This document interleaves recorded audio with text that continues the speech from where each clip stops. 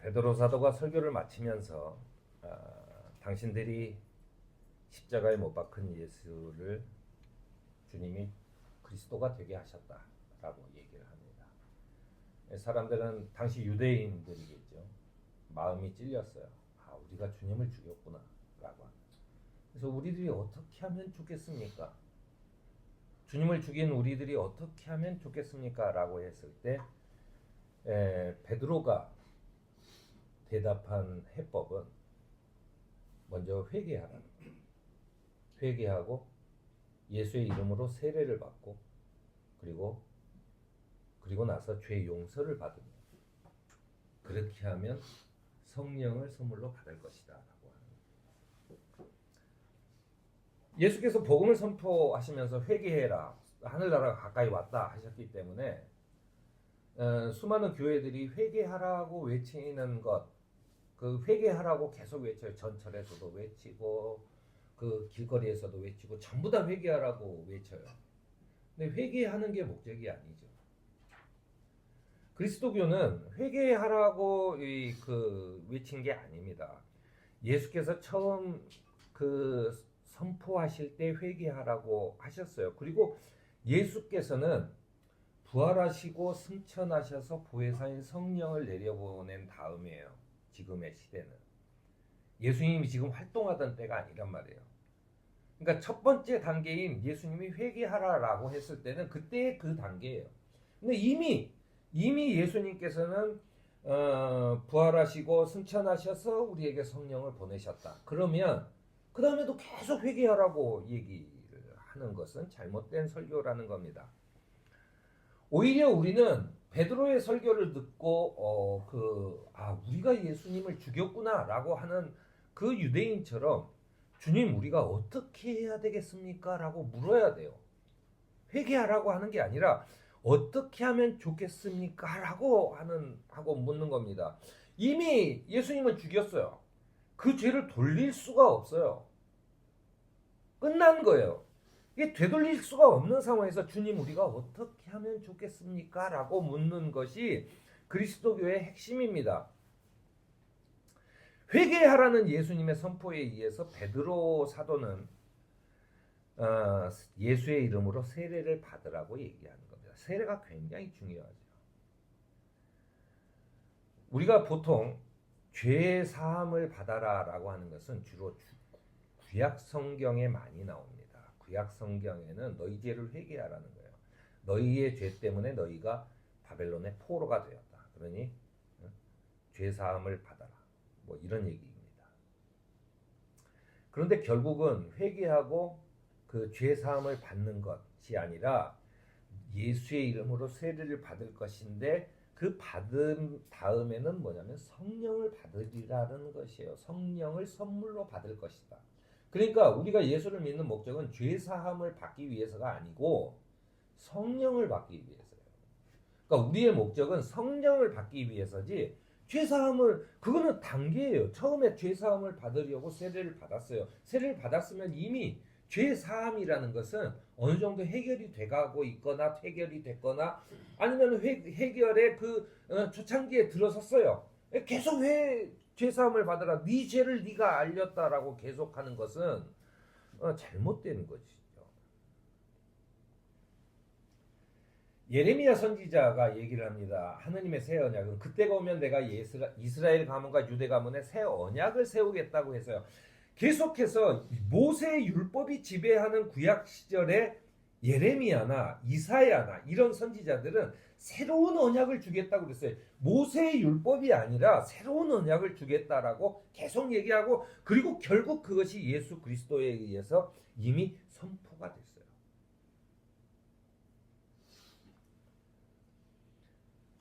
하나님께서 주시는 언약은 모세에게 주었던 율법과는 다르게 가슴속에 넣고 마음판에 새겨야 하는 율법입니다. 그러니까 하나님이 주신 모세의 율법은 내가 내 사적으로 어떤 일을 했는지는 별로 중요하지 않아요. 하지만 율법에서 정하는 것은 정확하게 지켜야 됩니다. 그 말은 내가 마음이 있건 없건 율법에서 이걸 안 된다고 했어 그러면 지키는 거예요. 그게 구약의 시대예요. 그럼 그거는 율법만 지키면 되는 겁니다. 또는 그러니까는 그 예수님 당시의 사두개파 그리고 나서 바울 시대의 바리새파 이런 사람들은 남들 볼 때만 지키는 척 하는 거예요. 그럼 거룩한 사람이 되는 거예요. 왜? 율법을 지키기만 하면 되는 거예요. 그들은 그러면 다 끝나요. 예수님은 그런 것에 대해서 계속 꾸짖으시고 그리고 내가 율법을 완성하러 왔다라고 얘기를 해요. 그 완성이 뭐냐? 에스겔 선지자는 이렇게 얘기합니다. 너희에게 새로운 마음을 주고 너희 속에 새로운 영을 넣어주며 너희 몸에서 돌같이 굳은 마음을 없애고 살갗처럼 부드러운 마음을 주며 너희 속에 내 영을 두어서 너희가 나의 모든 율례대로 행동하게 하겠다. 그러면 너희가 내 모든 규례를 지키고 실천할 것이다. 라고 하는 거예요. 이 말을 아주 단순하게 생각을 하면요.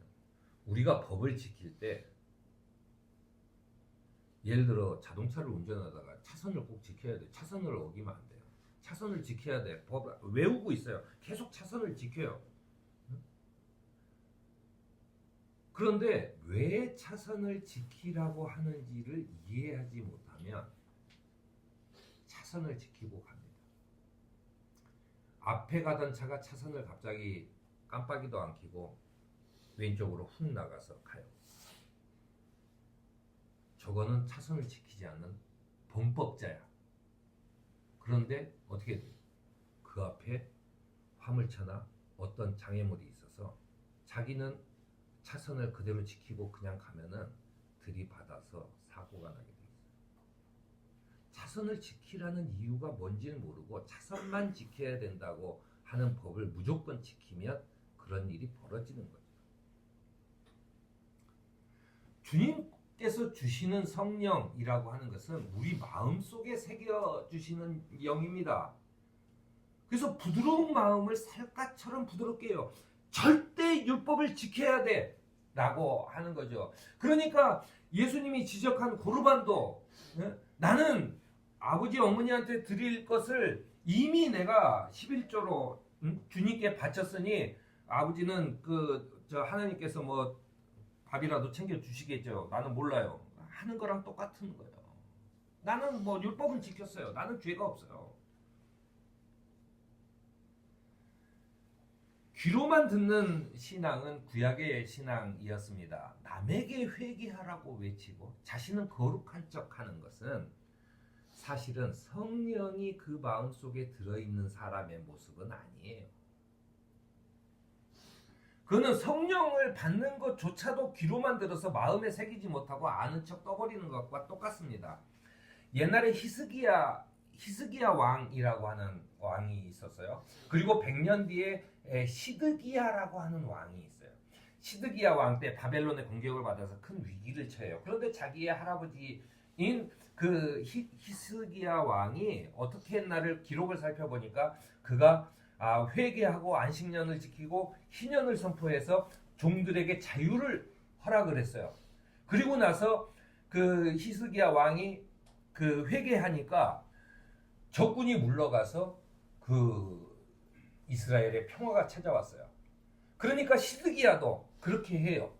그렇게 합니다. 그런데 귀신같이 적군이 물러가기 시작해요. 그러니까 이제 됐다! 라고 해서 희년을 선포하고 종들을 풀어줬던 것을 취소해버립니다.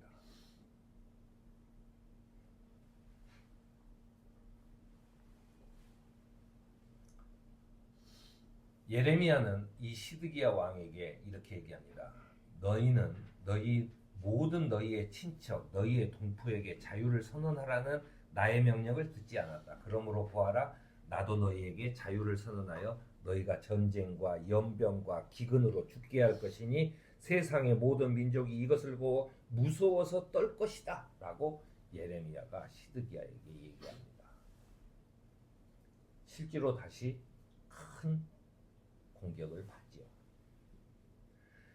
성령은 받는 것이 아니고 임하는 것입니다. 내가 세례를 받고 내가 신앙으로 나의 마음이 살갗처럼 부드러워져서 하느님과 이웃을 사랑하는 마음이 넘쳐나고 했을 때 내가 그것이 내 삶으로 승화되었을 때 성령께서 나와 함께 하셔서 내가 그 하느님의 나라와 또 하느님의 명령을 지키는데 하느님을 사랑하고 이웃을 사랑하는데 지키는데 필요한 그 모든 것은 채워주실 것이다 라고 하는 믿음이 우리 속에 또 실제로 그런 일이 벌어졌을 때 우리는 드디어 성령이 나에게 임하셨구나 라고 생각할 수 있는 것이라는 얘기입니다. 성령은 받는 것이 아니고 주님께서 주시는 것, 우리에게 임하는 것입니다. 성령이 내 마음에 임하여 나의 삶이 변화되는 것을 깨닫고 주님이 주신 성령을 마음에 새기고 살아가는 그런 저와 여러분이